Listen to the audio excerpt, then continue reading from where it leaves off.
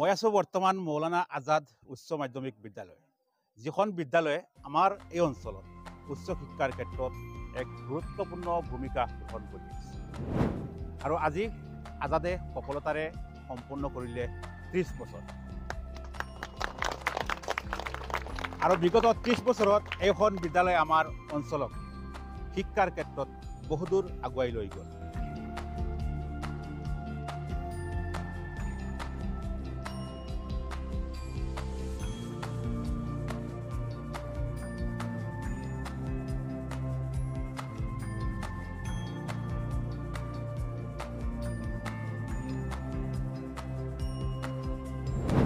এটা সময় আছিল আমাৰ এই অঞ্চলবোৰত কেইবাখন গাঁও মিলাই প্ৰতি বছৰ এজন বা দুজনে মেট্ৰিক পাছ কৰিছিল।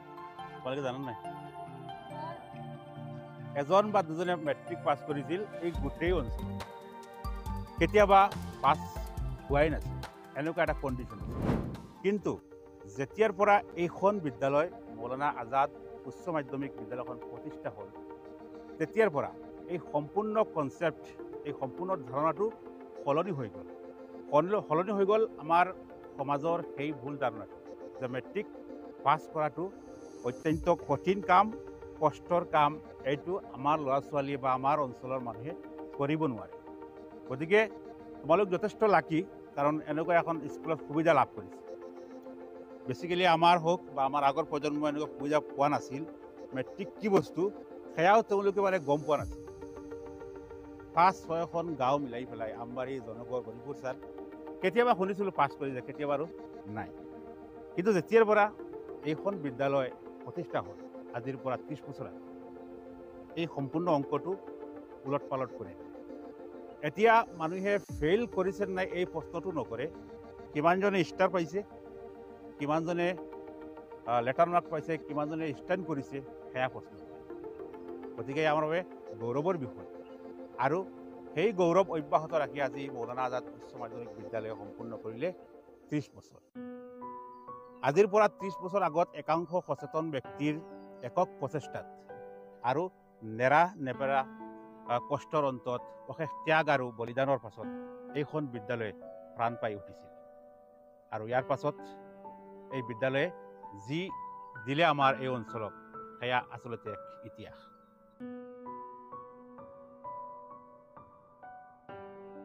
ত্ৰিশ বছৰ সম্পূৰ্ণ হোৱা উপলক্ষে এইবেলি মৌলানা আজাদ উচ্চ মাধ্যমিক বিদ্যালয়ে এক বিশেষ পদক্ষেপ গ্ৰহণ কৰিছে। আৰু এই পদক্ষেপ অংশস্বৰূপে এই বিদ্যালয়খন প্ৰতিষ্ঠা দিনত যিসকল মানুহে সহায় কৰিছিল, ত্যাগ কৰিছিল, নানান ধৰণৰ কষ্টৰ সন্মুখীন হৈছিল বা বিদ্যালয়খনৰ বাবে তেওঁলোকে যথেষ্ট অৱদান আগবঢ়াইছিল, সেই সকল ব্যক্তিক সম্বৰ্ধনা জনোৱাৰ এটা পদক্ষেপ লৈছে। আৰু যাৰ নাম হ'ল অতীতৰ স্মৃতি সুঁৱৰি আজাদৰ প্ৰণাম শীৰ্ষক এক কাৰ্যসূচী। আৰু ইয়াৰ জৰিয়তে আজাদৰ কৰ্মকৰ্তা আমাৰ ছাৰসকলে গৈ ঘৰে ঘৰে সেইসকল ব্যক্তিক সম্বৰ্ধনা দিছে, সন্মান যাচিছে, যিসকলে এইখন বিদ্যালয়ত আজি এই পৰ্যায়ত আনিবলৈ কষ্ট কৰিছিল, যথেষ্ট মেহনত কৰিছিল, ত্যাগ কৰিছিল, নিজৰ সময় অপচয় কৰি নিজৰ ব্যক্তিগত কাম কাজেৰে বিদ্যালয়ত প্ৰতিষ্ঠাৰ কাৰণে লাগি ভাগি আছে। মোৰ লগত আছে বৰ্তমান জোনাই বৰা ছাৰ। আৰু ছাৰে প্ৰতিষ্ঠা দিনৰ পৰাই বিদ্যালয়খন লাগি আছে। কি ক'ব আপুনি, যি পদক্ষেপ গ্ৰহণ কৰিছে অতীত সুঁৱৰি আজাদৰ প্ৰণাম? হয়, তেওঁলোককতো আমি পাহৰি যাব নোৱাৰোঁ, মনত ৰাখিবই লাগিব। কাৰণ এই অঞ্চলৰ শিক্ষাপ্ৰেমী যিসকল সমাজসেৱীয়ে বিদ্যালয়খন স্থাপন হোৱাৰ পৰা বিদ্যালয়ৰ বিভিন্ন দিশৰ বিভিন্ন অসুবিধা দূৰ কৰিবলৈ নিজৰ জীৱনৰ বহুমূলীয়া সময়সমূহ নষ্ট কৰিছিল, তেওঁলোকক দেৰিকৈ হ'লেও আজি 30 বছৰ আমাৰ বিদ্যালয়ে পাৰ কৰিলে। এই 30 বছৰৰ পিছত আমি তেওঁলোকৰ প্ৰত্যেকজনৰে অলপ বাকী আছে যদিও, যিকেইজনক আমাৰ প্ৰথমতেই চকুত পৰিছে, প্ৰতিজনৰে ঘৰত গৈ গৈ আমি সম্বৰ্ধনা জ্ঞাপন কৰিছোঁ। আৰু ভৱিষ্যতেও আমি এনেকুৱা কাৰ্যসূচী ল'ম, আৰু বহুতো মানুহ বাকী ৰৈছে। গতিকে সকলোৰ সমূহীয়া প্ৰচেষ্টাতহে আজি মৌলানা আজাদে বৰ্তমান ৰূপ পাইছে। গতিকে আমি অতীতক পাহৰি গ'লে নহ'ব। আজি বিদ্যালয়ৰ যি সফলতাৰ যাত্ৰা, এই যাত্ৰাত গুৰিতে যিসকল অৰিহণা আছিল, তেওঁলোকক আমি কোনো কাৰণতে কেতিয়াও পাহৰি নাযাওঁ। সেই উদ্দেশ্যেৰে আমি আগবাঢ়িছোঁ।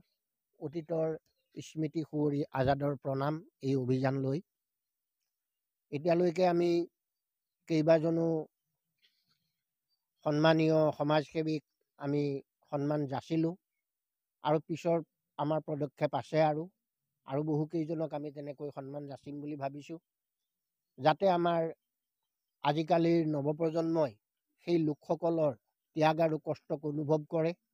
তেওঁলোকেও যাতে এই মহান সমাজসেৱীসকলক নিজৰ জীৱনৰ আদৰ্শ হিচাপে গ্ৰহণ কৰি এই সমাজখন, এই পিছপৰা অঞ্চলটো বিশেষকৈ শিক্ষাৰ ক্ষেত্ৰত আগবঢ়াই নিয়াত আজি নৱপ্ৰজন্মইও যাতে গুৰুত্ব দিয়ে, তাৰ পৰা শিক্ষা লয়, এই উদ্দেশ্য। ধন্যবাদ ছাৰ, সঁচাকৈ এয়া মহান পদক্ষেপ লৈছে আপোনালোকে। কাৰণ আপোনালোকে ইতিমধ্যে বহুতো ঘৰে ঘৰে গৈ সন্মান যাচিছে, কিন্তু বহুতে পাহৰি যায়। আপোনালোকে পাহৰি যোৱা নাই। এই স্কুলখনক যিহেতু আমিও জানো যে প্ৰতিষ্ঠা বা ইষ্টাব্লিছৰ সময়ত যথেষ্ট কষ্ট ষ্ট্ৰাগল কৰিব লগা হৈছিল, নানান ধৰণৰ সমস্যাৰ সন্মুখীন হৈছিল। আৰু তেতিয়া কিন্তু একাংশ আমাৰ এই অঞ্চলৰ সচেতন ব্যক্তিয়ে আপোনালোকক সম্পূৰ্ণ সহযোগ কৰিছিলে আৰু তেওঁলোকে এই কামত আগবাঢ়ি আহি সহায় কৰিছিলে বিভিন্ন প্ৰকাৰে। কোনোবাই বাঁহ দিছে, কোনোবাই মাটি দিছে, কোনোবাই টকা দিছে, আৰু কোনোবাই পাৰিলে নিজৰ শ্ৰমখিনি দিছে, কোনোবাই পৰামৰ্শও দিছে। গতিকে বিভিন্ন সভা সমিতি পাতিছোঁ, আহিছে, আমাক বিভিন্ন পৰামৰ্শও দিছে স্কুলখনৰ আগুৱাই লৈ যোৱাৰ কাৰণে। একদম নিস্বাৰ্থে সিহঁতে আমাক যিখিনি কৰিব লাগে সেইখিনি সহায় সহযোগিতা আগবঢ়াইছে। সেইকাৰণে বহুতো আমাৰ মাজত এতিয়াও নাই, পৃথিৱীৰ পৰা বিদায় লৈছে। আমি সেইসকলৰ ভিতৰত মৰহুম সিৰাজউদ্দিন চৌধুৰী চাহাব, মৰহুম সৰৱাৰ আলী চৌধুৰী চাহাব, কেইদিনমান আগতে আমাৰ মাজৰ পৰা বিদায় লৈছে মৰহুম আব্দুল সত্তাৰ চাহাব দক্ষিণ নবিল। গতিকে এনেধৰণৰ ব্যক্তিসকলৰ অশেষ কষ্ট আৰু ত্যাগৰ ফলত আজি এই বিদ্যালয়খনে এনেধৰণৰ প্ৰাণ প্ৰতিষ্ঠা কৰি পাইছে। গতিকে সেইসকললৈ আমাৰ আন্তৰিক ধন্যবাদ ও শুভেচ্ছা থাকিল। অতীতৰ স্মৃতি সুঁৱৰি আজাদৰ প্ৰণাম এই অভিযান লৈ আমি মৌলানা আজাদ উচ্চ মাধ্যমিক বিদ্যালয়ৰ তৰফৰ পৰা আজি উপস্থিত হৈছোঁহি আমাৰ বিদ্যালয়ৰ প্ৰতিষ্ঠাকালৰ এজন সক্ৰিয় কৰ্মী মৰহুম আব্দুল সত্তাৰ চাহাবৰ ঘৰত। আমাৰ বিদ্যালয়খনৰ প্ৰতিষ্ঠাকালৰ পৰা আমাৰ লগত ওতঃপ্ৰোতভাৱে সম্পৰ্কিত। বিদ্যালয়খনৰ প্ৰতিষ্ঠাকালত যি কষ্ট কৰিছিল, বহুদিন তেওঁ আমাৰ বিদ্যালয়ৰ কাৰণে বহুত কাম কৰি গৈছিল। আজি তেখেতক পাই আমি আনন্দিত হৈছোঁ আৰু আমাৰ এই যি অভিযান আজাদৰ অতীতৰ স্মৃতি সুঁৱৰি আজাদৰ প্ৰণাম, এই অভিযানৰ অংশ হিচাপে তেখেতৰ ঘৰত আহি উপস্থিত হৈছোঁ আৰু তেখেতক আমি আজি ইয়াত সম্বৰ্ধনা জনাই তেখেতৰ প্ৰতি আমাৰ কৃতজ্ঞতা জ্ঞাপন কৰিম।